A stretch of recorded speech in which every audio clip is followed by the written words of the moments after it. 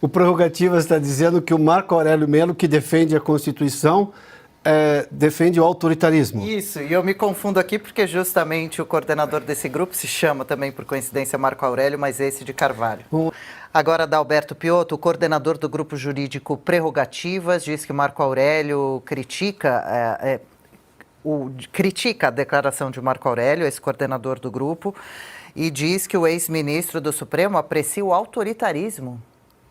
O Prerrogativas está dizendo que o Marco Aurélio Melo, que defende a Constituição, defende o autoritarismo. Isso, e eu me confundo aqui porque justamente o coordenador desse grupo se chama também, por coincidência, Marco Aurélio, mas esse de Carvalho. Uma pergunta ao grupo Prerrogativas, como eles gostam de ser chamados de prerro, que eu acho de mau gosto esse prefixo, mas enfim, vamos lá, né? Parece bloco de carnaval, mas vamos lá. O que eles pensam, por exemplo, de advogados não terem acesso aos autos? O que o grupo Prerrogativas, formado por advogados, pensa, por exemplo, de não individualização de conduta e julgamento em massa, como está acontecendo com os presos do dia 8, desde o começo da prisão? O que eles pensam, por exemplo, de uma operação perfídia, que foi o que prendeu aquelas pessoas todas na frente dos quartéis? Prendeu o vendedor de algodão doce, prendeu o pregador da Bíblia, prendeu inclusive pessoas que iam lá só para comer, que eram pessoas que moram na rua. O que o Prerrogativas pensa, por exemplo, de quando os advogados são proibidos de falar com os outros advogados, porque os seus clientes estão no mesmo caso? O que o Prerrogativas pensa sobre todas essas afrontas à Constituição? O que o Prerrogativas pensa da democracia brasileira? A real, não a relativa. O que o Prerrogativas pensa, por exemplo, sobre a Constituição do país, que garante a liberdade de expressão, que deixa muito claro, ela veda o anonimato, é só isso. E uma vez vedando o anonimato, você sabe o que quem disse, e essa pessoa vai ter, obviamente, se por acaso a parte ofendida, tem o direito de se manifestar num processo e processar essa pessoa.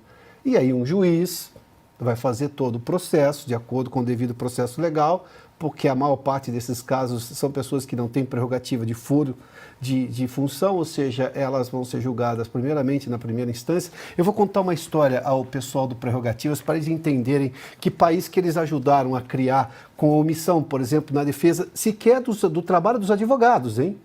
Vamos lá. Quando eu estava no começo da profissão, eu fui processado por calúnia, difamação e injúria. Um prefeito lá da minha cidade me processou. O juiz pegou e considerou que tinha muita coisa. Ficou somente acusação, 2 acusações. Fui processado pela lei de imprensa, a famigerada lei de imprensa da época da ditadura ainda. Sabe o que eu tive direito? Tive direito a um advogado, fui julgado na primeira instância, quer dizer, teve todas aquelas audiências, enfim, e um julgamento justo. E depois a parte que perdeu, que não fui eu, porque eu ganhei na primeira instância, foi recorrer à segunda instância.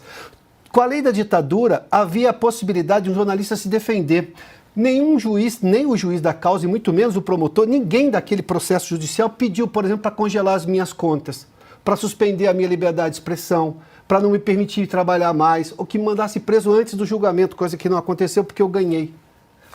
A lei da ditadura era melhor do que essa que está sendo aplicada hoje dentro desse invencionismo jurídico que nós temos hoje, que na verdade é absolutamente persecutório.